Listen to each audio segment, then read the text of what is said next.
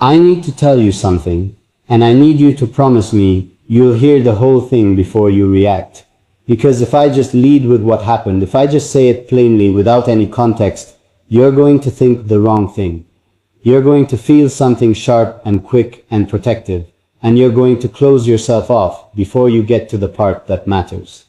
And the part that matters is the reason I'm sitting here right now, more certain about you than I have ever been about anything in my entire life. So please, stay with me. Let me tell you everything from the beginning. I met your ex. I know how that sounds. Just keep listening. It wasn't planned. I want you to understand that first. I didn't go looking for this. I didn't seek him out, didn't arrange anything, didn't even know who he was when it first happened. It was one of those strange, unscripted moments that life occasionally drops into your path without warning. The kind you can't prepare for, and can't explain away, and can't stop thinking about for days afterward. Because something in you recognizes, even in the middle of it, that this moment is going to mean something. That this is not just a coincidence. That something larger is quietly rearranging itself around you. And now, having lived through it, having sat with it, having turned it over in my mind more times than I can count, I think I understand why it happened. I think it happened because I needed to see something. I needed to understand something about you that I couldn't have learned any other way. And what I learned, what came out of that unexpected, strange, completely unplanned encounter, changed the way I see you. Not in a small way, not in a passing way, in the kind of way that settles into your chest and stays there permanently, quietly reshaping everything. So let me tell you exactly what happened, every detail, all of it. It was an evening I almost didn't go out. You know those nights, the ones where you're tired and comfortable and the idea of staying in feels like the only sensible option. That was this night. I had every reason to stay home. I was exhausted from a long week. I had things to do. I had told myself I would be in bed early for once. But something, and I still can't fully explain this, something pulled me out of the house. Some quiet, insistent nudge that I've learned over time not to argue with. So I went. It was nothing special. A small gathering at a mutual friend's place. The kind of low-key evening where people sit around with drinks and talk and no one is performing for anyone. And I was fine. I was just there, present, but not particularly engaged, when someone sat down across from me and started talking. Easy, relaxed conversation. And somewhere in the middle of it, through the natural drift of getting to know you exchanges, his name came up in connection with yours. And suddenly I was paying very close attention. He didn't know who I was to you. I want to be clear about that. He wasn't performing for me or trying to send me a message. He was just a man at a casual gathering, talking honestly the way people do when they have no reason not to. And because he had no idea I would carry every word of this back to you, what he said was completely unguarded, completely real. And that's exactly why it hit me the way it did. He talked about you, not for long, not in a dramatic sweeping way, just casually, the way you mention something that still lives somewhere inside you, even though you've built an entire life around the fact of its absence. He mentioned you the way people mention a city they used to live in. Not with active longing, but with the kind of settled, permanent recognition that says this place changed me, and I have never fully left it, even though I no longer live there. That's how he said your name, like it was a place he had once called home. And I sat there, and I listened, and I felt something I did not expect to feel. I felt grateful. Not in a complicated way, not in a way tangled up with competition or ego or any of the smaller emotions that can crowd into moments like this.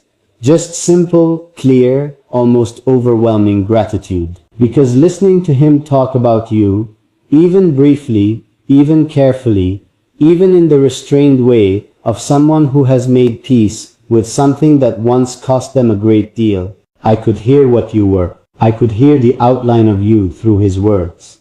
The way you can sometimes see the shape of the sun, even when you're looking at the light it casts, rather than the source itself. He said, and I am going to tell you exactly what he said, because you deserve to hear it. He said that you were the kind of person who made everyone around you better without ever trying to. That you had this quality he could never quite name. This way of seeing people that made them feel, in your presence, like the best version of themselves. He said that when things were good between you, they were some of the best things he'd ever known. And he said, this is the part that stayed with me the longest. The part that I keep returning to. He said that losing you wasn't the worst part.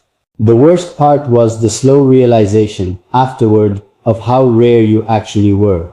That it took the absence of you to understand the full weight of what your presence had meant. He said he hoped you were with someone who understood that while they still had you. And I had to look away for a moment, because something moved through me that I wasn't prepared for.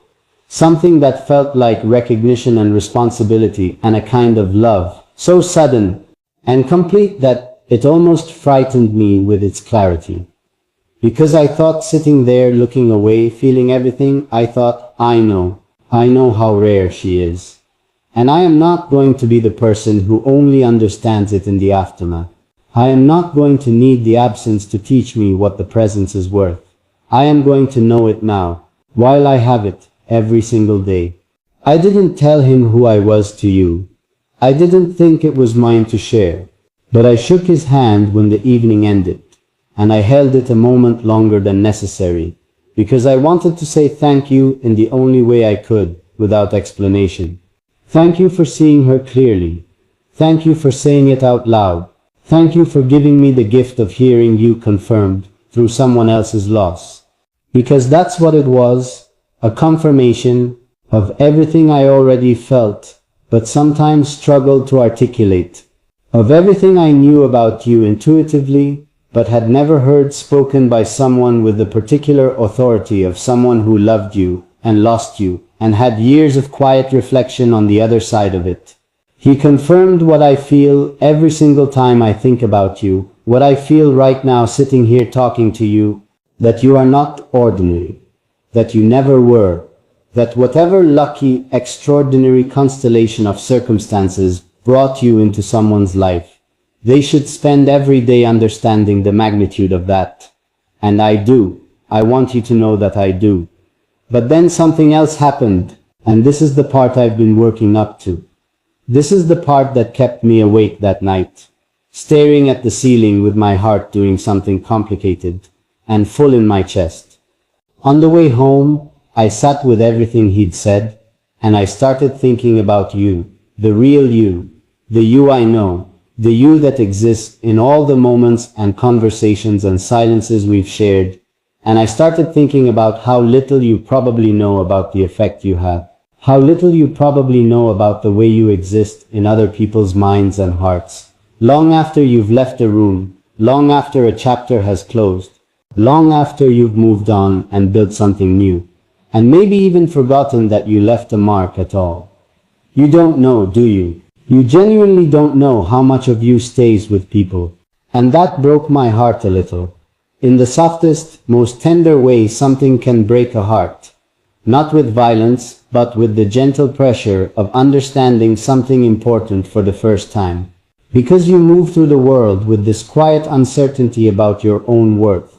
This small persistent doubt that lives somewhere behind your eyes and occasionally surfaces in the way you minimize yourself. The way you sometimes seem almost surprised when someone chooses you.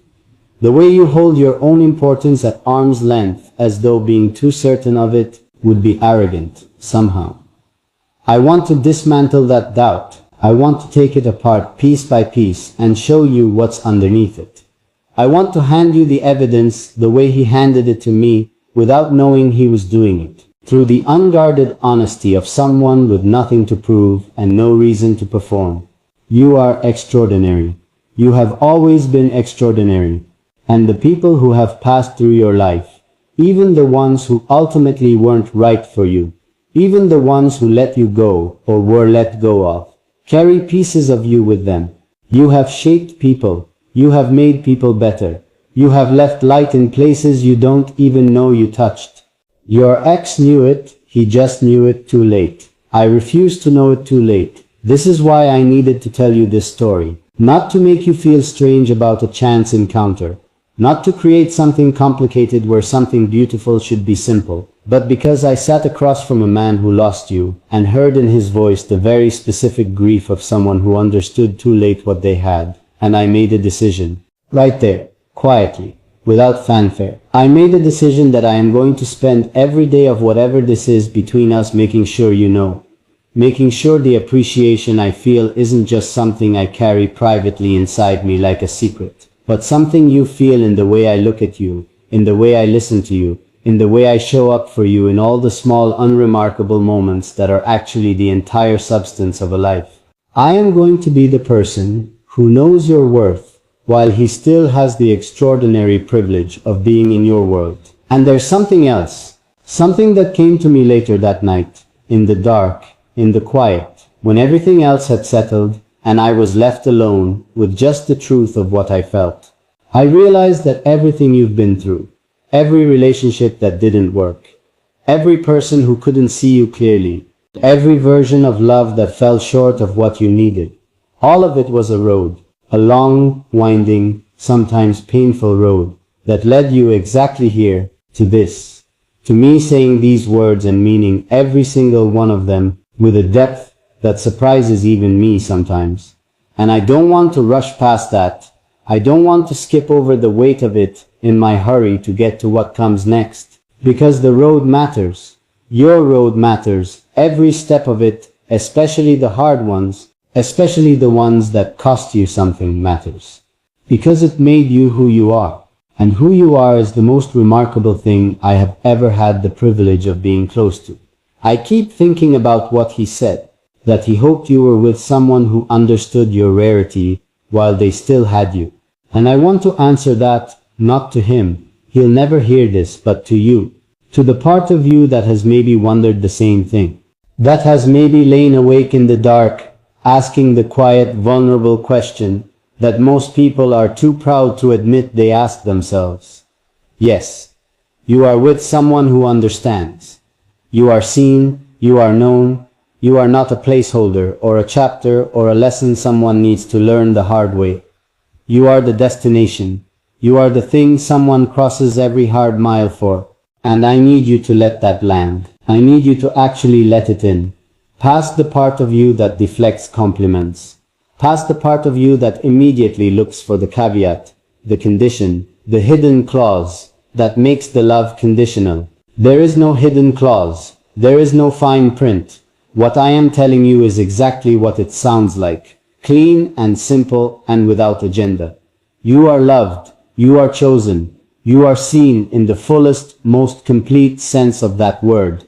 And nothing about that is temporary or fragile or dependent on you being anything other than exactly what you already are. I know that might be hard to receive. I know because I've watched you. I've paid attention in the way that only someone who genuinely cares pays attention. I know that you have a complicated relationship with being loved well. Not because you don't want it. God, you want it. I can feel how much you want it. How deeply you long for it. In the careful way you sometimes hold yourself back. In the way you test the temperature of a moment before you let yourself fully inhabit it. In the way you've learned to protect yourself with a subtlety so practiced it probably doesn't even feel like protection to you anymore. It probably just feels like caution, like wisdom, like the reasonable behavior of someone who has been through enough to know that beautiful things can disappear. But I need you to hear this. What we have, what exists in the space between us, in the conversations and the silences and the moments where nothing needs to be said because everything is already understood. That is not something that is going to disappear. That is not fragile. That is not the kind of thing that evaporates when the newness wears off, or when life stops being easy, or when you show me a part of yourself you've been afraid to show. That is the kind of thing that is built from something deeper than circumstance. And I knew that before I met your ex. But sitting across from him, hearing him speak about you, with that particular mix of warmth and loss, it solidified something in me that I think needed to be solidified. It turned what I felt from something emotional into something architectural, Something load-bearing. Something I could put my whole weight on without wondering if it would hold. It will hold. I want to talk about what it did to me that evening, that conversation, after I got home. Because the outside of it was simple. I came home, I sat down, the apartment was quiet. But the inside of it was anything but. The inside of it was this enormous, rushing, almost overwhelming flood of clarity about what matters and what doesn't, about what I want and what I'm willing to do to deserve it. About you specifically and the particular miracle of the fact that you exist and that you're in my life and that I get to be the person you choose to let in. I sat there in the quiet and I thought about all the ways I want to love you better, not because I think I've been doing it wrong, but because that conversation reminded me that love isn't static. It isn't something you establish and then maintain on autopilot. It is something alive, something that needs tending, something that grows in the direction of your attention. And I want to give it all of my attention. I want to be so deliberate and so present and so genuinely invested in the ongoing project of loving you well that years from now, decades from now, you will never have to wonder whether you were a priority. You will know. Not because I told you once in a beautiful moment, but because the evidence will be everywhere, in the way we built our life, in the habits and rituals and small kindnesses that will have accumulated over time into something so large and so warm that it becomes the architecture of your entire sense of home. That is what I am committing to, quietly, privately, in the most real and unheroic way, not as a grand declaration, but as a daily practice, as the first thought in the morning and the last intention at night.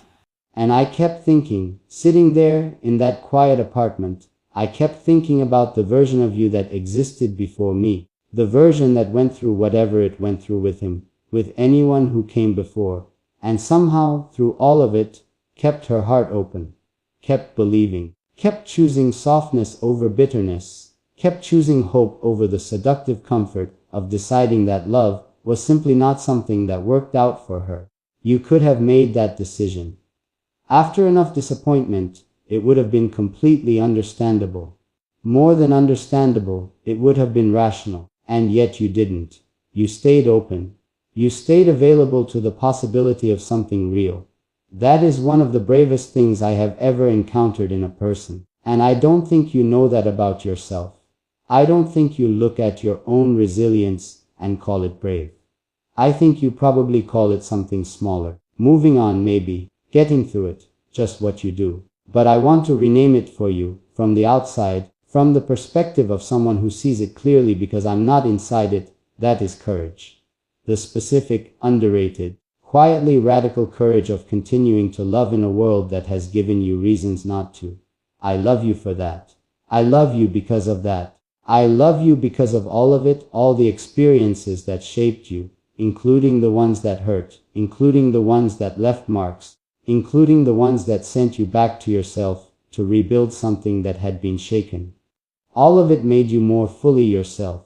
All of it contributed to the particular, irreplaceable, completely specific person sitting on the other side of these words right now. And that person, you, exactly as you are, is who I fell for. Not a simpler version, not an unblemished version, the real one, the whole one. Let me tell you something about that evening that I haven't told you yet. Something smaller, but in some ways more important than everything else. At one point in the conversation, before I knew who he was, before your name had come up, he said something that struck me as just generally true. He was talking about regret not in a self-pitying way, more in the philosophical way of someone who has arrived at a certain age, with a certain amount of reflection available to them. And he said that the regrets that stay with you longest are never the things you did. They are always the things you didn't do. The moments you were too afraid or too proud or too distracted to be fully present for. The people you didn't tell. The love you felt but kept at a careful distance because being fully in it felt too vulnerable, too exposed, too much like handing someone the specific instrument that could undo you. He wasn't talking about you when he said it. He was speaking generally. But later, after everything else had been said, After your name had come up and the conversation had taken the turn it took, I connected it. I understood what he hadn't said directly, but what lived underneath all of it. That with you, specifically, that was his regret. Not something he did, something he didn't do.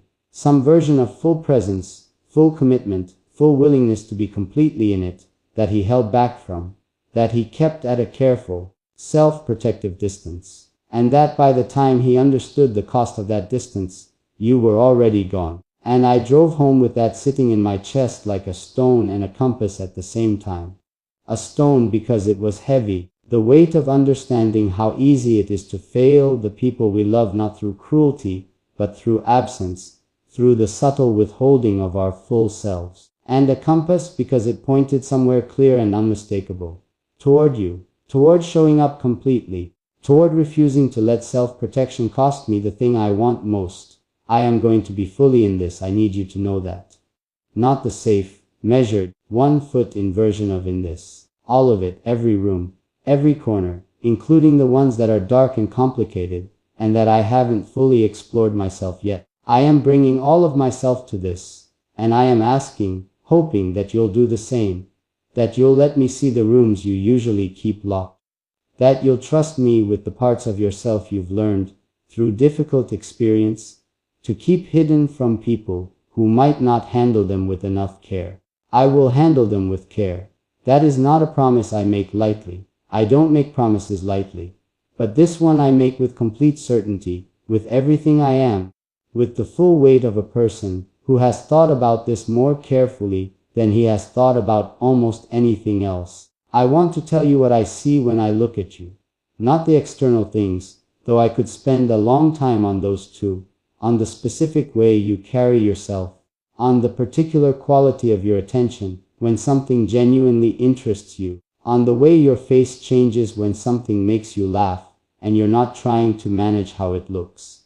Those things matter and I notice all of them, but what I really see underneath and through all of it is a person of enormous interior richness, someone whose inner world is vast and complex and deeply humane.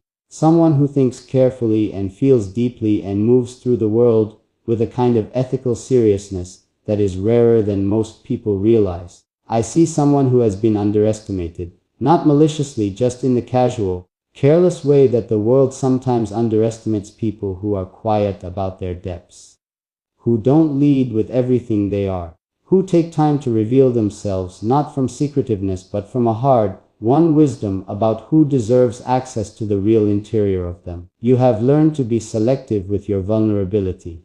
And that selectivity, that careful, discerning, quietly intelligent selectivity, is something I respect enormously. Thank you for letting me in. I mean that in the most sincere and unperformative way. Thank you for deciding, at whatever moment you decided it, that I was someone worth letting past the outer edges. Thank you for the conversations that went deeper than they needed to. Thank you for the moments of honesty that I could tell cost you something, that I could tell required you to override the part of yourself that wanted to stay safe. Thank you for every time you chose to show me something real instead of something managed. I have not taken that for granted. Not for a single moment. And I never will. There's something building between us. I think you feel it too. This sense of momentum, of direction, of two people moving towards something that neither of them has fully seen yet, but that both of them can feel getting closer. Like approaching a city at night, still far enough away that you can't make out the streets or the buildings, but close enough to see the glow on the horizon. That warm, unmistakable glow that tells you something substantial is ahead, something worth the whole journey it took to get here. I think about that city a lot. I think about what it looks like when we arrive. I think about the life that's waiting for us on the other side of all this becoming. The ordinary, extraordinary daily life of two people who chose each other clearly and completely, and who wake up every morning inside the reality of that choice. I think about the version of you who exists in that life, still you, entirely you, but settled in a way you maybe haven't let yourself be settled before.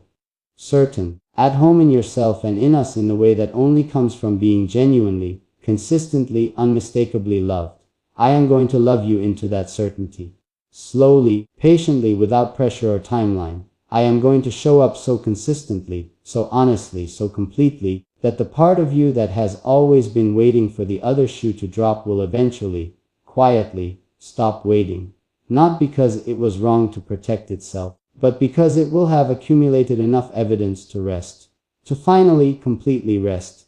And on the night that happens, on the night that you realize somewhere in your body, rather than just your mind, that you are safe, that this is real, that it is not going anywhere, that you do not have to brace yourself against the possibility of loss, because what we have is the kind of thing that holds. On that night I want to be there, right beside you, close enough to feel the moment your shoulders drop, close enough to hear you exhale the way you've been needing to exhale for longer than you've probably let yourself admit.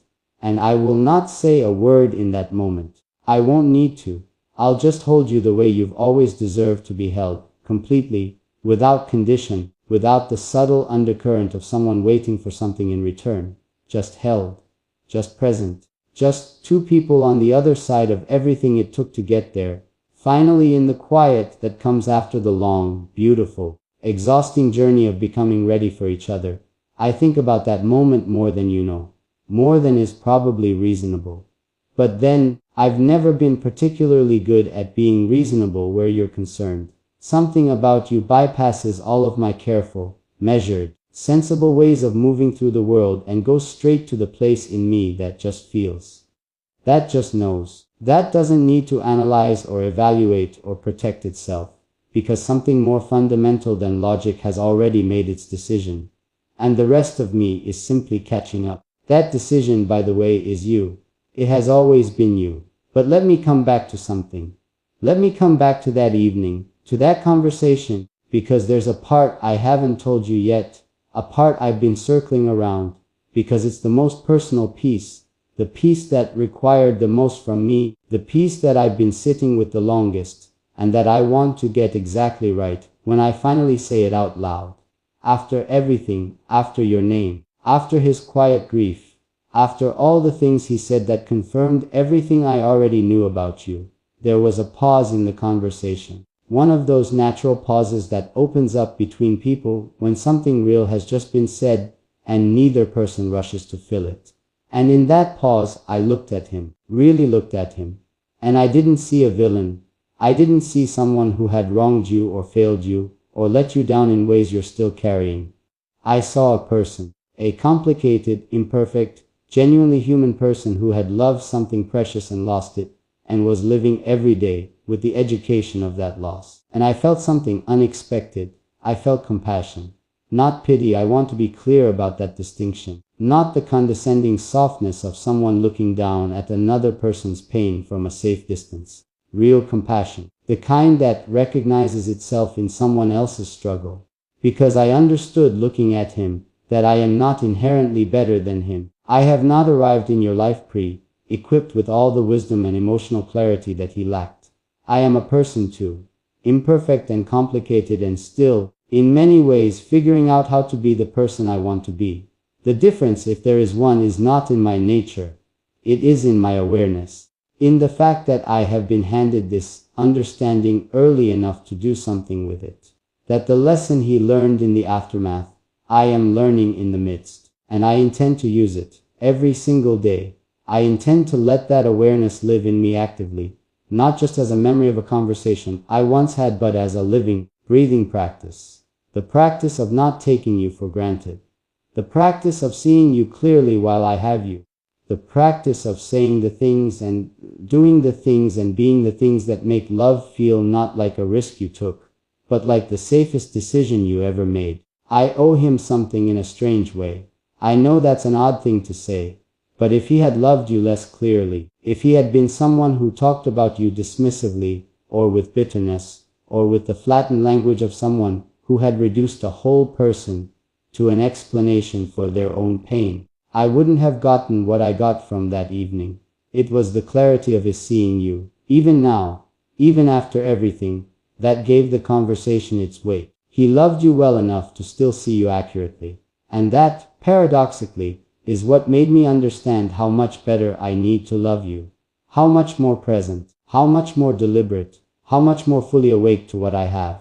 So yes, in a strange, roundabout, completely unplanned way, your ex made me love you better. Not because he taught me what to avoid, but because he showed me what you deserve. He held up a mirror to your worth in the honest, unguarded language of someone who had nothing left to gain from flattering you. And what I saw in that mirror was staggering. What I saw was you. The full, real, unedited truth of you, as experienced by someone who stood close enough to know. And it was exactly what I feel every time I'm near you. Every time you say something that cuts straight through to the core of things. Every time you look at me in that particular way that makes me feel both completely seen and completely unworthy of being seen. Both humbled and elevated at the exact same time. It was the external confirmation of the internal experience. And something in me needed that. Something in me needed to hear it from a source with no agenda, no stake, no reason to say anything other than the truth. You are extraordinary. Not in an abstract, flattering way. In the specific, concrete, particular way of a person who has genuine depth and genuine warmth and genuine, irreplaceable singularity. There is no one else like you. I know people say that. I know it sounds like the kind of thing people say.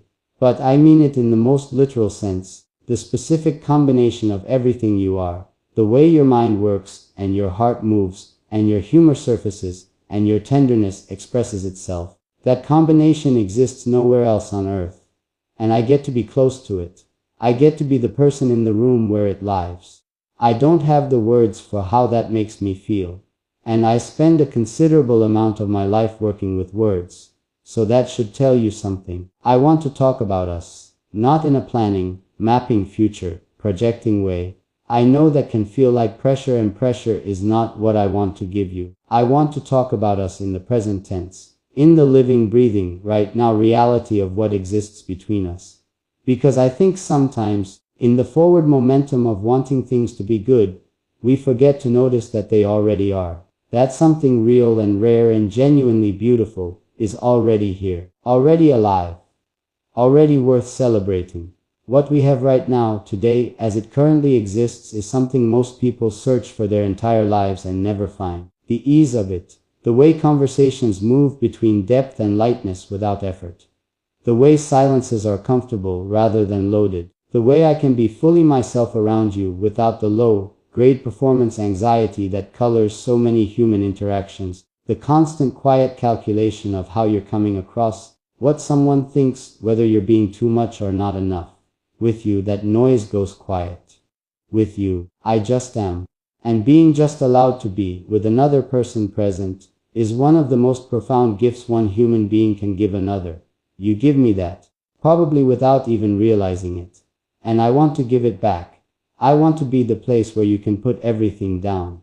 Where you can arrive exactly as you are, tired, uncertain, brilliant, funny, sad, hopeful, all of it, any combination on any given day, and feel not just accepted but genuinely welcome. Not tolerated in all your complexity. Welcomed by it, wanted because of it. Chosen specifically for the full version of yourself, not despite it. Because that's the thing about love when it's real. It doesn't want a reduced version of you. It doesn't breathe easier when you're simpler or quieter or less. Real love wants the whole thing. It wants the parts that shine and the parts that struggle, and the parts that don't make sense yet, and the parts you're still growing into. It wants all the rooms of you, including the ones you haven't opened in a while, including the ones that need some air and some light and some patient, gentle presence before they're ready to be fully inhabited again. I want all the rooms. And I want you to know, because I think you need to hear this explicitly, because I think the people in your past may not have communicated it clearly enough, that your complexity is not a burden. Your depth is not a demand. Your feelings, all of them, including the ones that are inconvenient or difficult, or that arrive at inopportune moments, those are not problems for me to manage. They are part of who you are. And who you are is the person I want to be with. So feel things, all of them, around me. I can hold it. I want to hold it. That's not a performance of patience. That's just the truth of what love asks, and what I'm genuinely willing to give. Let me tell you what I noticed about you recently. Something small. The kind of small that most people would miss entirely, but that I've been thinking about ever since, because I think it says something important about who you are. There was a moment, and you won't even remember this, it was so brief, where someone near you was struggling. Not dramatically. Not in a way that demanded attention. Just quietly, privately struggling in the way people do when they're trying to hold something together in public and not quite succeeding. And you noticed, without making a production of it, without inserting yourself in a way that would have embarrassed them, you just quietly shifted. You moved in a little, said something small and perfect that gave them just enough to keep holding on. And then you moved on, like it hadn't happened, like it was nothing. It wasn't nothing. It was one of the most genuinely kind things I have ever witnessed, because it required not just a good heart, but real attentiveness. The kind that notices things other people are too busy or too self-focused to see. It required the particular combination of warmth and tact and instinctive understanding of what another person needs that you either have or you don't. It can't be learned. It can't be performed. It just lives in certain people, naturally, as an expression of who they fundamentally are. It lives in you. And I stood there watching it and I thought this is the person. This is exactly and specifically the person. Not because of anything grand or impressive or externally remarkable. Because of this small, quiet, completely unwitnessed act of genuine human care. I think that's when I knew. Not for the first time, I'd had versions of knowing before that moment. But this was the kind of knowing that doesn't leave room for doubt anymore. The kind that settles something permanently. The kind where everything that comes after exists on a different foundation than everything that came before. More certain, more grounded, more clear. I knew I was in love with you. Not falling, not in the process of arriving somewhere. Already there. Completely, irreversibly, with my whole self there. In the specific, full, unqualified way that love means when it's not being cautious or protecting itself, or keeping one eye on the exit. In the way that means I have stopped calculating and started simply feeling, stopped wondering if this is wise, and started understanding that wisdom has nothing to do with it. That this particular truth exists outside the jurisdiction of wisdom entirely. I love you. And it is the most clarifying, most grounding, most profoundly simple thing I have ever known about myself. And there is so much I want to do with that love. So many ways I want to express it that go beyond words, beyond these moments of honesty that feel large in the saying but are still somehow not quite large enough to hold everything I mean. I want to express it in years. In the patient, daily, unheroic accumulation of a life genuinely shared. In the way I show up not just on the days when showing up is easy, but on the days when it costs something. In the way I choose you, consciously, deliberately, with full awareness of what that choice means, not once but continuously, not at the beginning but at every point along the way. I want to express it in the way I listen when you need to be heard. In the way I give you space when you need to breathe without immediately making your distance about me. In the way I celebrate what you accomplish, not with the complicated pride of someone invested in your success for their own reasons, but with the pure, uncomplicated joy of someone who just loves watching you become more fully yourself. I want to express it in honesty, in the willingness to have the difficult conversations, rather than letting things fester in the comfortable avoidance of them. In the trust that what we have is strong enough to hold disagreement, strong enough to survive the friction of two real people with real differences navigating a real life together. In the belief that conflict doesn't mean fracture, that two people can push against each other and come out closer rather than further, if they do it with enough care and enough commitment to the relationship as a thing worth protecting.